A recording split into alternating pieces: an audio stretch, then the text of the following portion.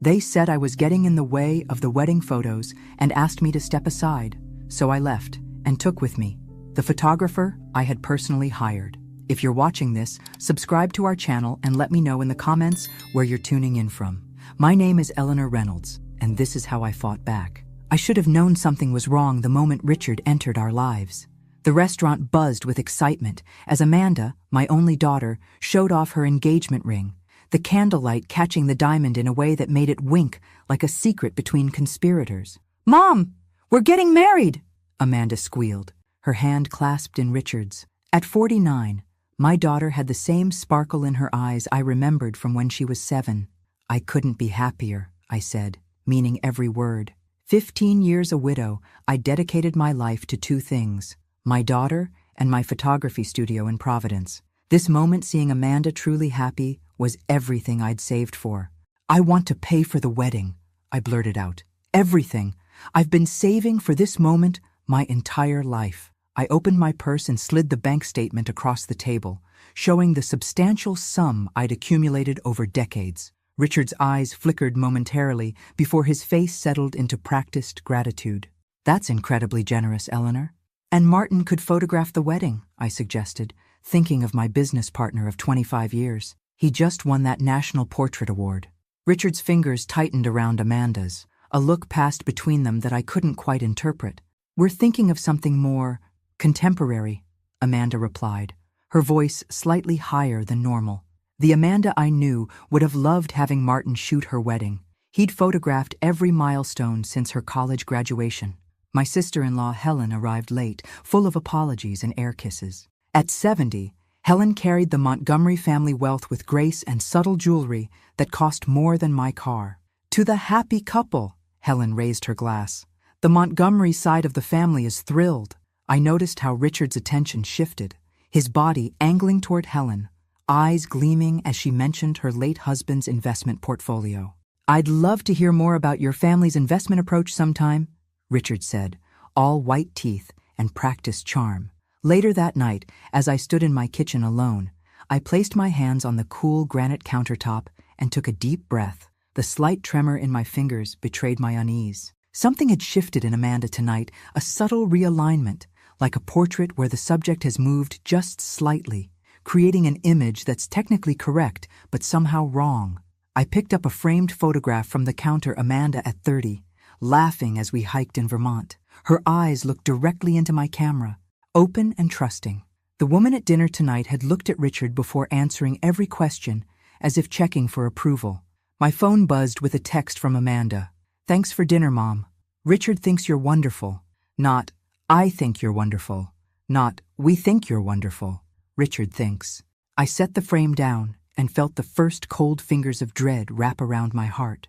"Eleanor, those ideas are a bit antiquated, don't you think?" Richard's voice cut through my suggestion about the table arrangements. The wedding planner's eyes darted between us, pencil hovering above her notepad. I bit my tongue. This marked the 6th time he'd dismissed my input in 30 minutes. "Perhaps we should consider what Amanda wants," I said carefully. "Amanda agrees with me. Don't you, sweetheart?" His arm snaked around my daughter's waist, pulling her closer. Amanda nodded, avoiding my eyes. "Let's go with Richard's concept, Mom." Later, when Richard stepped away to take a call, I found a moment alone with Amanda. "Honey, is everything okay? You seem different lately." Amanda's posture stiffened. "Richard says you're trying to control everything. He says it's a pattern you've always had." The accusation hit like ice water. "Control? I've never—" "You have, Mom. I just never noticed before." Amanda's voice had that rehearsed quality I recognized from her childhood acting classes. At home that evening, I found the wedding invitations already printed and stacked on my dining table. They read, "Mr. and Mrs. Reynolds request the pleasure of your company." I hadn't been consulted. Worse, they implied my deceased husband was still alive. "It's just protocol, Eleanor," Richard explained the next day, his tone dripping with condescension. "Standard wedding etiquette." I watched as he pulled Amanda aside after every interaction with me, whispering in her ear while glancing in my direction. She always returned from these huddles slightly more distant. Caroline Thornton arrived from Chicago with a flurry of designer luggage and immediately took control. "Mothers can be so suffocating during wedding planning," she announced during lunch. I've always given Richard his space. That's why we're so close. I noticed how she and Richard exchanged glances whenever Helen discussed her financial advisor or mentioned the family trust. That night, I stared at old photographs spread across my bed, decades of Amanda's life captured through my lens. First steps, graduations, her first apartment. In every image, her eyes held the same openness, the same trust. When had that disappeared? How had I missed the moment my daughter started looking at me like a stranger? I picked up my phone to call Martin, but hesitated. What would I even say? My daughter's fiancé is systematically cutting me out of her life? It sounded paranoid, even to me. Instead, I sent a text to Amanda. Love you, sweetheart. Always here for you. The reply came hours later.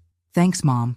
Richard says I need to set better boundaries, Richard says. I clutched the photo of Amanda's college graduation, my fingers trembling as they traced her smiling face. Someone was erasing me from my daughter's life, pixel by pixel, memory by memory, and I was running out of time to stop it. The rehearsal dinner sparkled with expensive champagne and practiced laughter. I searched for my name card among the elegantly arranged tables, finally finding it in the far corner, separated from Amanda by a sea of unfamiliar faces. There must be some mistake, I murmured to the wedding coordinator, a slim woman with a clipboard and an earpiece. No mistake, Mrs. Reynolds. These arrangements were approved by the bride and groom. Her smile didn't reach her eyes. From my isolated position, I watched Helen seated prominently at the main table, between Richard and his mother. Caroline leaned in frequently, whispering things that made Helen laugh. When I stood to make a toast, Richard subtly signaled to the coordinator. Before I could reach the microphone, the woman intercepted me. Perhaps later, Mrs. Reynolds. We're running behind schedule. I retreated to the bathroom, gripping the marble countertop as the room spun around me. The door swung open, and Amanda entered, freezing when she saw me. Mom? Are you okay? I straightened up, meeting her eyes in the mirror. Why am I seated so far away from you, Amanda? Why am I being treated like an unwelcome guest at my only daughter's wedding? Her expression hardened in a way I'd never seen before. Richard says you're trying to make this wedding about yourself. He says you're jealous because Dad isn't here. The cruelty of the accusation stole my breath. Amanda, I've never... Just stop trying to control everything. She turned to leave, then paused. Richard says you've always been possessive, and now I can see it. After she left, I splashed cold water on my face and tried to steady my breathing. As I exited the bathroom, I noticed Martin had arrived early to check photography angles for tomorrow. You look like you could use some air, he said quietly, guiding me toward the garden doors. Outside, Martin aimed his camera at the rose trellises, but I noticed his lens was actually focused on Richard, who stood in an alcove with a stranger, a thin man with salt and pepper hair. The men's body language was tense, conspiratorial. Who's that? I whispered. Don't know, but I've been capturing some interesting moments. Martin showed me his camera screen. Richard was handing the man an envelope. Keep that, I said. Later that night, I discovered my hotel room had been changed from the family floor to a smaller room near the ice machines. Mr. Thornton called to rearrange some accommodations, the receptionist explained apologetically. In my downgraded room, I called Martin. Something's very wrong, I whispered, afraid even the walls might be reporting back to Richard. Amanda has never spoken to me the way she did tonight. It's like she's been programmed. I've been watching him, Martin replied. The way he isolates her, how he's always whispering in her ear after anyone else speaks to her. Eleanor, I've seen this before. In domestic violence awareness campaigns I've photographed. It's textbook isolating behavior. My hand trembled as I hung up the phone. The wedding was tomorrow. I was running out of time. The bridal suite buzzed with activity makeup artists, hairstylists, and bridesmaids flitting around like colorful birds. I approached the door, a vintage pearl hairpin in hand, a family heirloom worn by 3 generations of brides. Caroline intercepted me, blocking the doorway with her slim body. Eleanor, dear, Amanda is terribly busy with the girls. Perhaps wait in the lounge? I'm her mother, I said, the words sticking in my throat. Caroline's smile tightened. Of course you are, but there's simply no room right now. Relegated to a settee in the hallway, I watched as strangers entered and exited the suite where my daughter prepared for her wedding day. A lifetime of milestones flashed through my mind. First day of school, first heartbreak. College graduation, I had been there for every moment. Until now. Sophia, Amanda's friend since college, emerged from the suite looking troubled. Seeing me alone in the hallway, she hesitated, then sat beside me. "Something's off, Eleanor," she whispered, glancing back at the door. "Amanda's not herself. She barely spoke to any of us all morning. Every decision goes through Richard or his mother first." "When did this start?" I asked, clutching the hairpin. "After the engagement. It was gradual at first, then." Sophia shook her head. "It's like she's reading from a script." When I finally gained entrance to the suite, Amanda stood fully dressed in her wedding gown, a stranger's reflection in the mirror. "I wanted to help you get ready," I said, fighting tears. "Caroline took care of everything," Amanda replied flatly. "I noticed she wasn't wearing my mother's pearl necklace, the one we'd discussed months ago. Instead, an unfamiliar diamond pendant hung from her neck. A gift from Richard's family," Amanda explained before I could ask. "Caroline says it's been worn by Thornton brides for generations." We stood alone briefly as the makeup artist stepped out. I reached for her hand. "Amanda, what's happening between us? You've never been this distant before." For a split second, uncertainty flickered across her face. Her fingers tightened around mine, and I glimpsed my daughter beneath the carefully constructed facade. "Mom, The door swung open as Caroline returned. "The coordinator needs you for a final check." "Amanda." The moment shattered. Amanda withdrew her hand and straightened her shoulders. "Nothing's happening, Mom. You just need to give me space." As she walked away, I noticed a small stain on the back of her dress, something no one had caught in all the preparations. Without thinking, I reached for a damp cloth and stepped toward her. "Don't touch the dress," Caroline snapped. "We have professionals for that."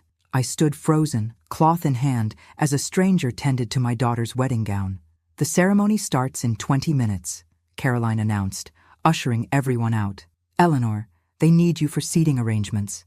In the hallway, I opened my palm and stared at the pearl hairpin 5 generations of women in my family, a chain broken today. Sophia squeezed my shoulder as she passed. "Fight for her, Eleanor," she whispered. "Something's very wrong here." I tucked the hairpin into my purse and straightened my spine. The photographer in me recognized what was happening. I was being carefully cropped out of the frame of my daughter's life, but they had underestimated one crucial detail. No one knows composition better than a photographer with 50 years of experience, and I wasn't ready to be erased. "Eleanor, you're in the way. We need photos of just the immediate family now." Richard's words sliced through the post-ceremony excitement. We stood on the venue's grand staircase, Martin orchestrating formal portraits with professional efficiency. "But I am immediate family," I stammered, confusion washing over me. "I'm the mother of the bride." Richard's smile never reached his eyes. "You know what I mean. Just Amanda and my side for now." The wedding coordinator gently took my elbow. "Mrs. Reynolds, perhaps you'd like to join the cocktail hour? We'll call you when it's your turn."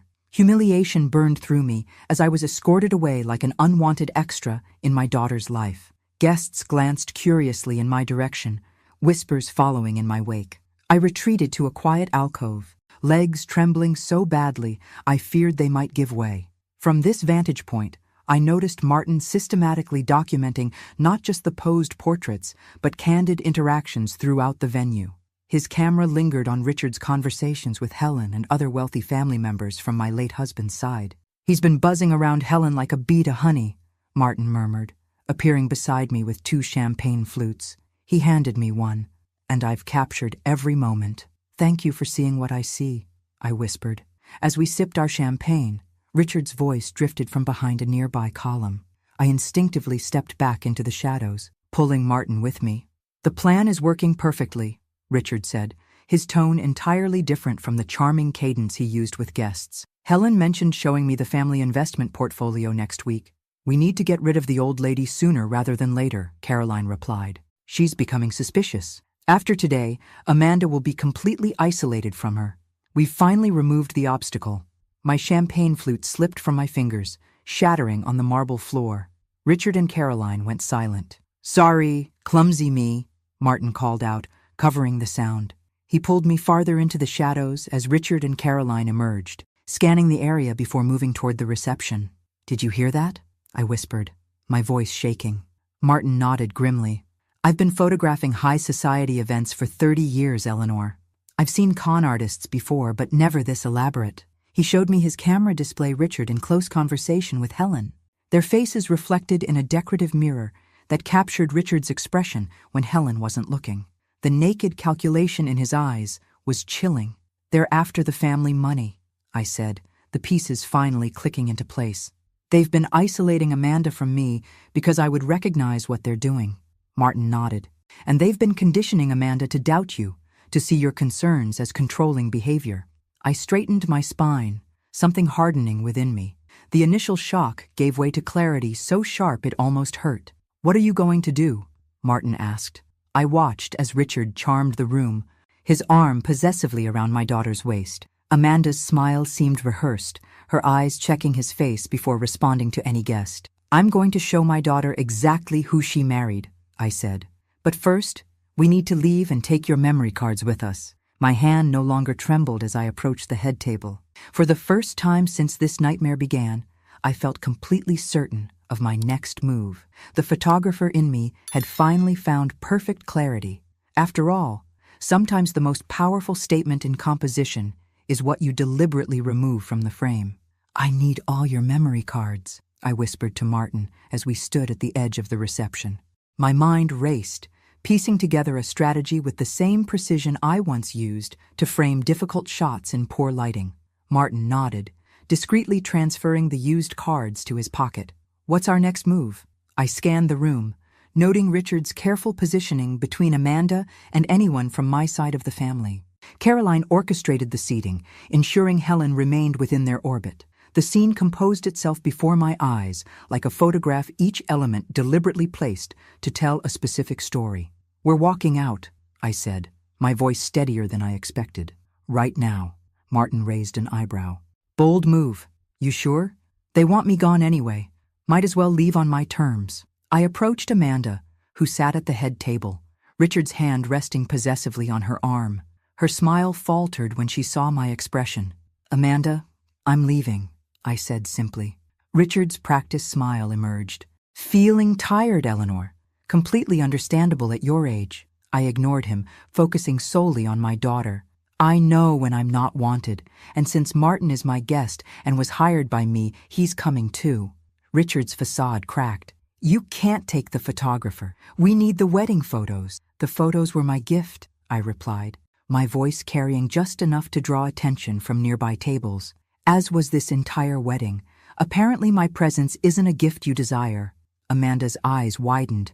"Mom, you can't." "I can, and I am." I turned to Martin. "Leave the equipment for their replacement photographer, but the photos you've already taken belong to me." Martin complied, handing his camera to his assistant with clear instructions. "The memory cards with today's shots remain my property, as contracted with Mrs. Reynolds." As we turned to leave, I caught Helen watching the scene with shrewd eyes. Our gazes locked, and something passed between us, a flicker of recognition. Perhaps she'd been married to my brother for 40 years. She knew our family's patterns, and what she was witnessing now wasn't part of them. In the parking lot, my composure finally cracked. I leaned against Martin's car, tears burning trails down my cheeks. "You did well in there," Martin said.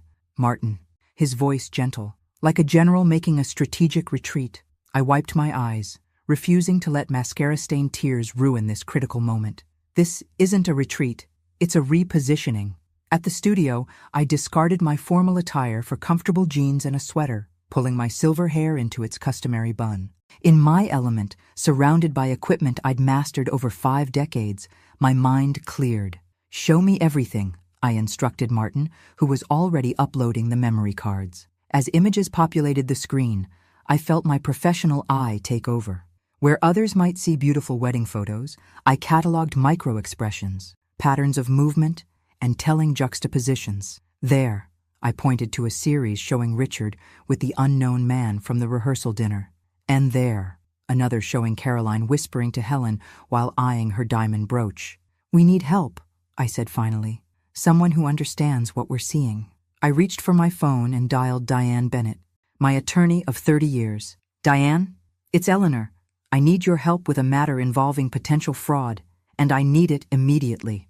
As I hung up, Martin looked at me with newfound respect. "I've known you for 25 years, and I've never seen this side of you.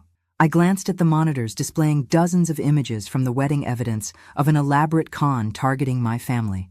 They made a critical error in their composition, I said, zooming in on Richard's calculating expression as he spoke to Helen. They showed me exactly who they are. Martin nodded. What's our next move?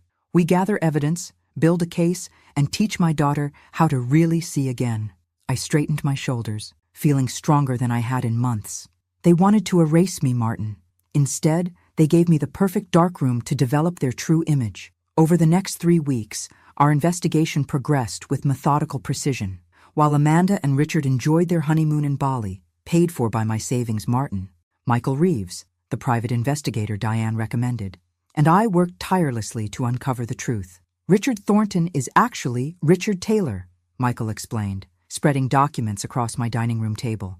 He's a known con artist with a pattern of targeting wealthy families through their female members. The records revealed previous marriages, followed by mysterious financial losses and Richard's subsequent disappearance. My stomach twisted as I recognized the pattern isolation of the target from protective family members, followed by access to wealthy relatives, culminating in investment opportunities that vanished along with Richard. Caroline isn't his mother, Michael continued. She's a longtime accomplice who plays different roles in his schemes. Sometimes she's his mother, sometimes his sister or business partner. Martin sorted through photographs from the wedding, creating a timeline of Richard's movements. He spent 43 minutes with Helen, showing her documents on his phone. And this man, he pointed to the stranger from the rehearsal dinner, appears in at least 12 shots, always watching Richard's interactions with wealthier guests. James Wilson, Michael supplied. He poses as the investment manager who eventually receives and transfers the victim's money. My hands trembled as I lifted a photo of Amanda, her smile tight, eyes constantly checking Richard's expression before speaking. My daughter is married to a predator, I whispered. There's more, Michael said gently. I located his former assistant, Jennifer Clark. She witnessed his last con and kept documentation as insurance when she suspected what was happening. Diane arrived, bringing coffee and legal expertise. We need to be strategic, she warned. If we move too quickly, Amanda might react defensively. Richard has spent months conditioning her to distrust you. I nodded, remembering Amanda's rehearsed accusations about my controlling behavior. We need evidence Amanda can't dismiss, I said, and we need to approach her carefully. If she feels ambushed, she'll retreat further into Richard's narrative. The police financial crimes unit is already investigating Richard and his associates, Michael added, but they lack sufficient evidence for formal charges. I studied the photographs spread across the table, images of my daughter's wedding day, revealing a calculated scheme rather than a celebration of love. My photography skills had captured the truth, even when I hadn't fully recognized it. I have an idea, I said finally, the plan forming like an image in a developing tray. We need to set the stage for Richard to reveal himself. Not to us, we already know who he is, but to Amanda. You're talking about a sting operation, Diane said. Eyebrows raised. I'm talking about careful composition, I corrected. Creating a scenario where the truth emerges naturally, where Amanda can see it with her own eyes. I outlined my plan, watching their expressions shift from skepticism to consideration. It's risky, Diane warned. If Richard realizes what you're doing, he won't, I interrupted, because he believes he's already won. In his mind, I'm just a discarded obstacle, an elderly woman too heartbroken by her daughter's rejection to fight back. I picked up a wedding photo where I stood alone at the edge of the frame, deliberately cropped out of the family grouping. Richard thinks he's erased me from this picture, I said, a cold determination settling in my chest. He doesn't realize I'm the one who understands exactly how the camera works. Michael nodded slowly. What's our first move? We start with Helen, I replied, and then we create a perfect frame that captures Richard exactly as he is. For the first time since Amanda announced her engagement, I felt the fog of confusion lift. Richard had spent months gaslighting me, making me question my own perceptions. But in my studio, surrounded by evidence of his deception, I reclaimed my clarity. The photographer in me knew, sometimes the truth only emerges when you adjust the lighting to reveal what's hiding in the shadows. Thank you for meeting me, I said, clasping Helen's hands across the table at her favorite calf. 3 weeks had passed since the wedding, and Amanda and Richard had returned from their honeymoon 2 days ago. Helen studied my face, her shrewd eyes missing nothing. Your call intrigued me.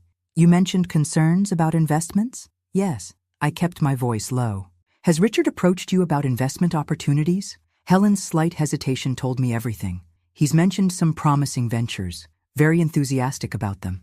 Before you make any decisions, I'd like you to meet someone. I nodded toward Michael, who sat at a nearby table pretending to read a newspaper. He approached, introducing himself as a financial analyst. Mrs. Montgomery, he said, using Helen's preferred title. I've reviewed the prospectus Mr. Thornton has been circulating. May I ask if he's requested any funds yet? Helen's expression tightened. He suggested an initial investment of $250,000 to secure my position.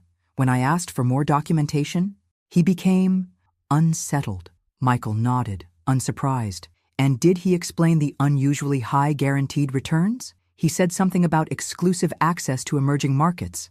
Helen's eyes narrowed. Eleanor, what's going on? I slid a folder across the table. Richard isn't who he claims to be. Helen's hands trembled slightly as she examined the evidence Richard's previous identities, the pattern of frauds, Caroline's various roles in his schemes.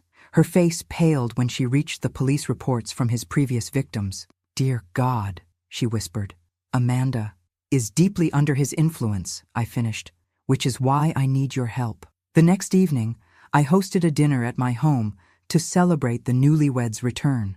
The guest list was carefully curated. Helen, Amanda, and Richard, Martin, Michael, introduced as a family friend interested in investments, and Jennifer Clark, positioned as my new studio assistant. I spent the day preparing, not just the meal, but the stage for what would unfold. Martin set up discreet recording equipment legal in our state with one-party consent and positioned family photos strategically around the dining room. When Amanda arrived, she embraced me stiffly. Mom, this is unexpected. Richard thought you might be upset after the wedding. Water under the bridge, I replied, noting how she glanced at Richard for approval after every statement. I just wanted to celebrate your return. Throughout dinner, I guided the conversation naturally toward finances and investments. Richard, unable to resist an opportunity, began enthusiastically explaining his latest venture. Michael asked pointed, technically precise questions that Richard struggled to answer convincingly. These projected returns seem unusually high, Michael noted, examining the document Richard had brought along. What's the risk mitigation strategy? Richard's confident facade cracked slightly. It's proprietary information. I've never heard of this fund manager, Helen interjected, following our plan perfectly. My financial advisor has been managing Montgomery Investments for 30 years. Perhaps he should review this? Richard's jaw tightened. These opportunities move quickly. Too much delay means missing out. Jennifer, who had remained quiet, suddenly spoke. The structure reminds me of a venture I worked on in Boston last year. She described a pattern identical to Richard's proposal, making eye contact with me as Richard's expression darkened.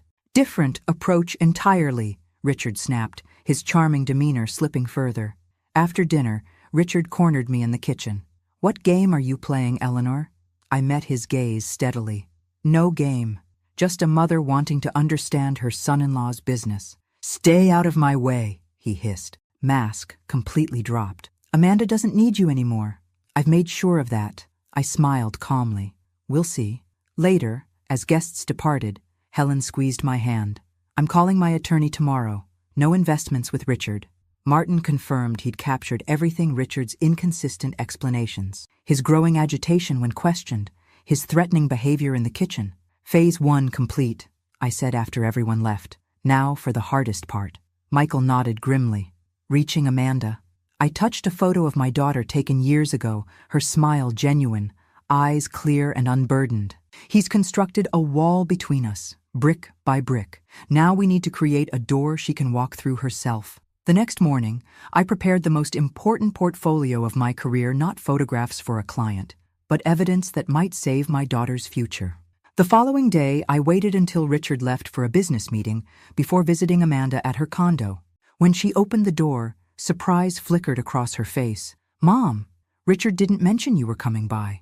I didn't tell him, I replied simply. May I come in? Just for a few minutes? Hesitation crossed her features, that new habit of wondering what Richard would want her to do. Finally, she stepped aside. The condo felt different, Richard's influence evident in the rearranged furniture and removal of family photos I'd given Amanda over the years. A single framed wedding photo stood on the mantel, Amanda and Richard alone, no family visible. "I brought you something," I said, placing a leather-bound album on the coffee table.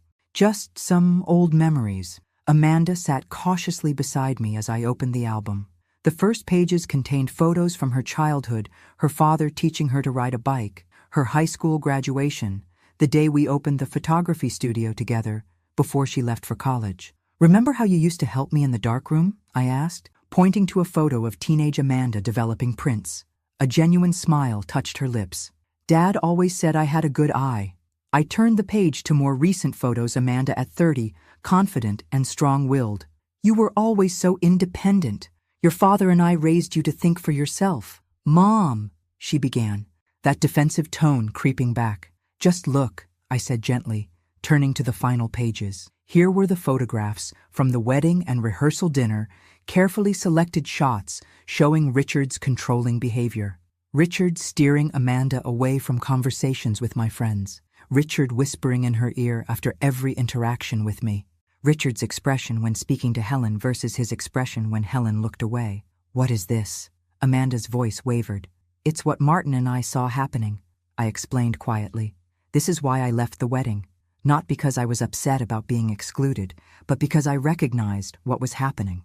I showed her the side-by-side images of Richard with his previous wives. The pattern, unmistakable. Then the evidence Michael had gathered, Richard's real identity, his criminal history, Caroline's various roles in his schemes. "This is ridiculous," Amanda said, but uncertainty crept into her voice. "Richard explained that you've always been controlling and jealous of my relationships." "Have I ever been controlling before, Richard?" I asked softly. "Think back to your previous relationships. Did I ever interfere?" Amanda's hands trembled as she flipped through the evidence. "He said you were getting worse with age, that you couldn't stand not being the center of attention. And you believed that?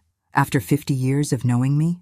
Tears filled her eyes. "He always has an explanation for everything.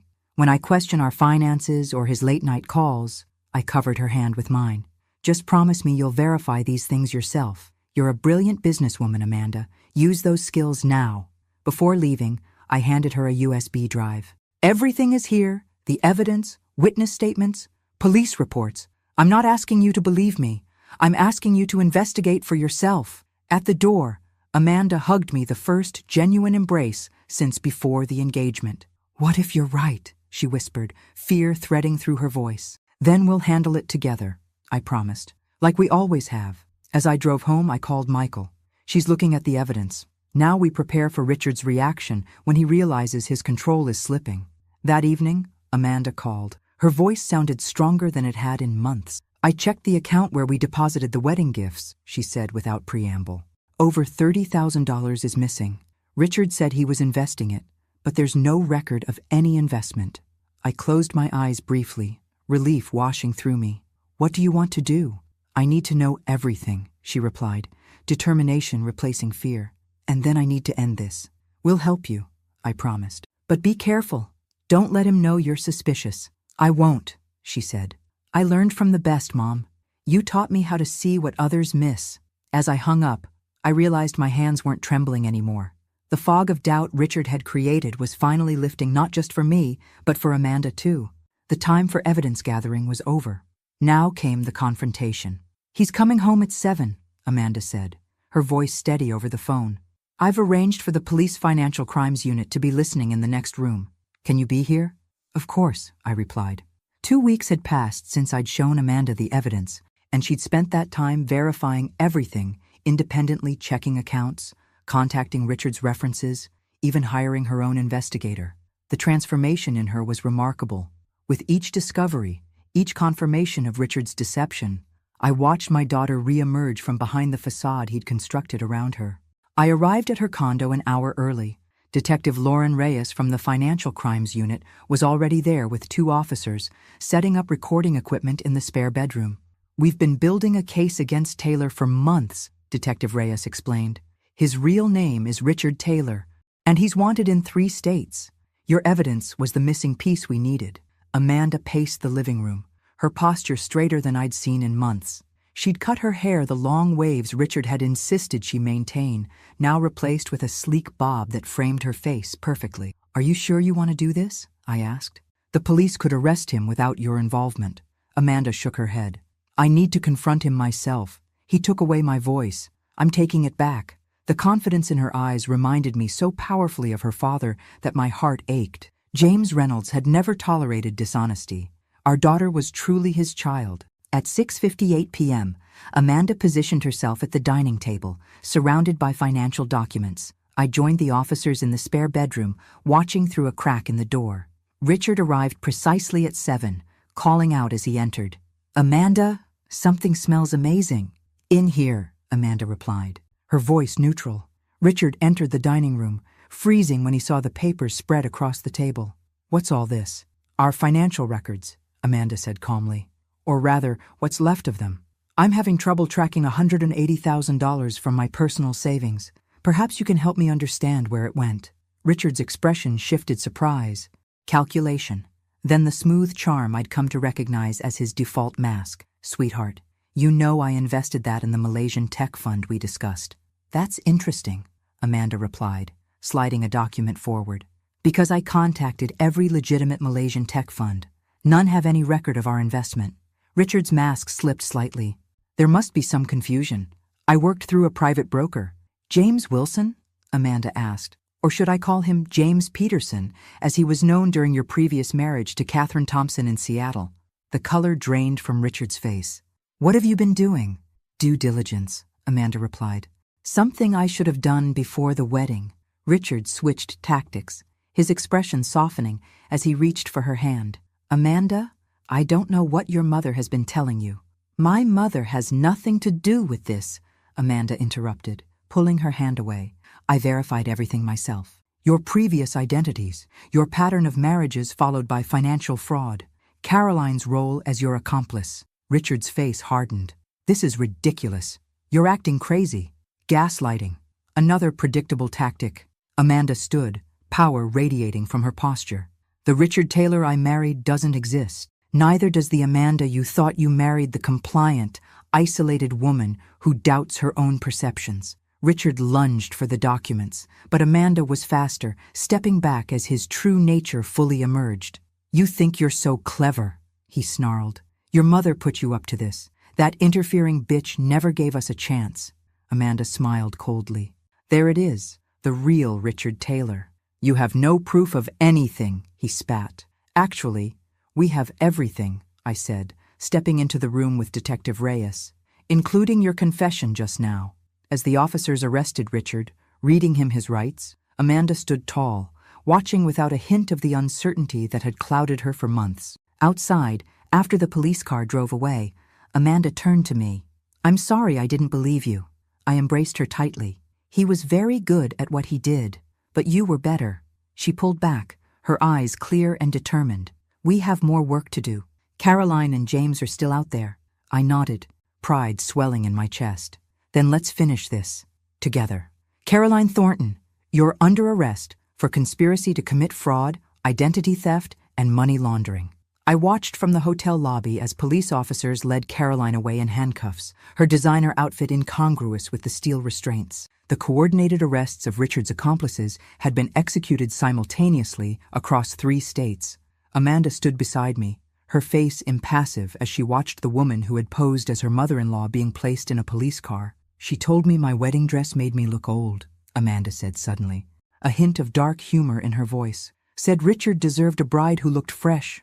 I squeezed her hand. "You've never looked more beautiful than you do right now." It was true. 3 months after Richard's arrest, Amanda radiated a strength and clarity that transcended physical appearance. She'd thrown herself into helping the investigation, identifying other potential victims, and testifying before a grand jury. Back at my home, we spread documents across the dining table, the same table where I'd first confronted Richard with Helen's help. Now it supported evidence for the prosecution's case. "The district attorney says Richard's refusing all plea deals," Amanda explained, sorting through statements. "He still believes he can charm a jury. That arrogance will be his downfall," I replied. Martin arrived with coffee and his latest photographs documentation of James Wilson's arrest in Chicago. The FBI found offshore accounts linking him to 6 different fraud schemes, he reported. They're offering him a deal to testify against Richard. The doorbell rang, and Diane entered with Jennifer Clark, Richard's former assistant, who had become a key witness. "We have a problem," Diane announced. "Richard's demanding to speak with Amanda before trial." Amanda looked up sharply. "Why would I agree to that?" "You shouldn't," Diane advised. "It's a manipulation tactic." "No," Amanda said after a moment, straightening her shoulders. "I want to hear what he has to say." Later that week, in a conference room at the detention center, Amanda faced Richard across a metal table. I watched through one-way glass, my heart pounding. Richard had lost weight, his designer clothes replaced by a jumpsuit, but his eyes still held that calculating gleam. "You look good," he began, his voice softening to the tone that had once made Amanda doubt herself. "What do you want, Richard?" Amanda's voice remained steady. He leaned forward. "This has all been a terrible misunderstanding. The investments were legitimate, just high risk. I was trying to build a future for us. By stealing from me and targeting my aunt?" Amanda replied coolly. Richard's expression shifted, trying another angle. "Your mother manipulated you. She's always been jealous of our relationship. She planted these ideas." "Stop," Amanda interrupted. "I've reviewed every financial record, every communication. I've spoken to your previous victims. I know exactly who you are." Richard's mask slipped, anger flashing in his eyes. "You ungrateful bitch. I made you interesting. Before me, you were just another middle-aged woman desperate for attention." Amanda smiled, completely unfazed. "Thank you for showing your true self one last time. It confirms everything I needed to know." She stood to leave, but Richard called after her. "The money's gone, Amanda. You'll never get it back." Amanda turned, her gaze steady. "Keep it. It bought me something priceless, the truth about who I am and what I'm capable of." As she walked out, Richard shouted obscenities that echoed through the monitoring system, but Amanda never looked back. Outside, she exhaled slowly. He really thought he could manipulate me again. I embraced her. "He never truly knew you. That was his biggest mistake." "No," Amanda replied thoughtfully. "His biggest mistake was underestimating you." A 74-year-old photographer he thought he could simply erase. As we drove home, Amanda looked out at the autumn leaves beginning to turn. "What happens now?" she asked quietly. "Now," I said, "we rebuild. Not what was, but something stronger." She nodded, determination replacing uncertainty. "I'd like that." For the first time in over a year, I felt the weight lifting from both our shoulders. Richard had tried to erase me from my daughter's life.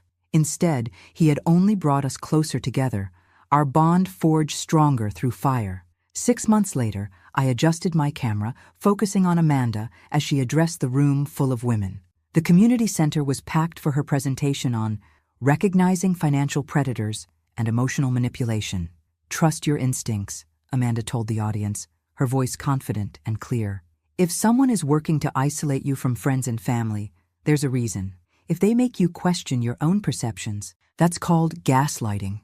I didn't know that term before, but I lived it.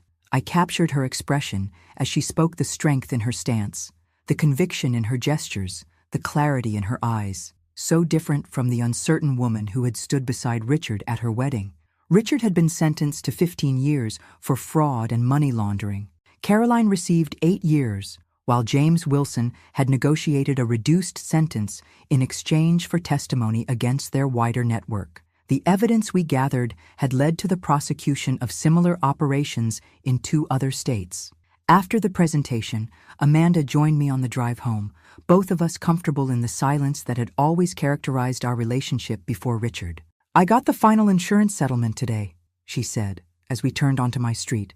"They're covering most of the financial losses." "That's wonderful news," I replied. Amanda nodded. "I'm thinking of using it to expand the studio. The photography therapy program you started for survivors is growing faster than you can handle alone." I smiled, remembering how the idea had come to me during Richard's trial. Photography had always been my way of seeing truth clearly. It seemed natural to offer that clarity to others emerging from deception. At home, we settled on the porch with tea, watching the sunset paint the sky in gentle pinks and golds. Martin joined us briefly, dropping off prints from his latest session before heading out to photograph a high school graduation. "He's different around you now," Amanda observed after he left, more attentive. I felt warmth rise to my cheeks. We've been having dinner together twice a week, just as friends. Amanda smiled knowingly. If you say so. We lapsed into comfortable silence again, the evening wrapping around us like a familiar blanket. How did you know? Amanda asked suddenly. About Richard, from the beginning. How did you see what I couldn't? I considered the question carefully.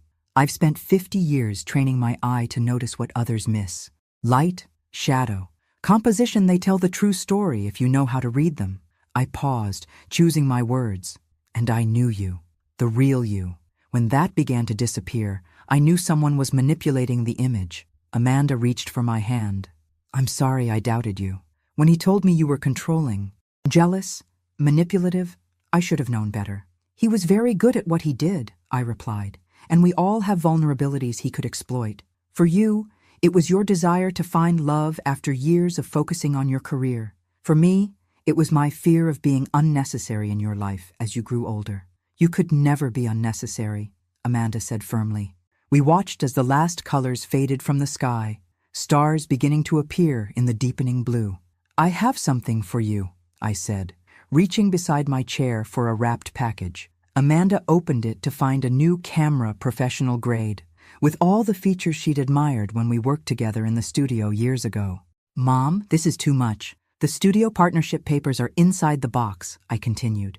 If you're serious about joining me, equal partners, Reynolds and Reynolds Photography. Tears filled Amanda's eyes. Are you sure? After everything I said, how I treated you. The past is just that past, I interrupted gently. We're focusing on a new composition now.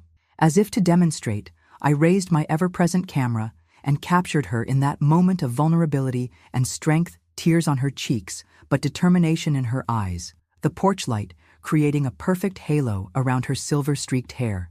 Amanda laughed, wiping her eyes. Always the photographer.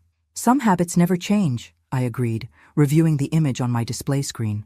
Perfect composition. Amanda moved to sit beside me, examining the photo.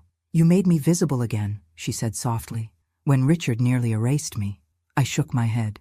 You were never erased, just temporarily obscured. The real you was always there, waiting for the right light. We sat together as night fully descended. 2 generations of Reynolds women, our bond tested and strengthened. Richard had tried to come between us, to rewrite our story for his benefit. Instead, he had inadvertently created a new chapter 1 where we emerged stronger, clearer and more connected than before. To seeing clearly, Amanda said, raising her teacup. I lifted mine in response, and to never being erased. Thanks for listening. Don't forget to subscribe and feel free to share your story in the comments. Your voice matters.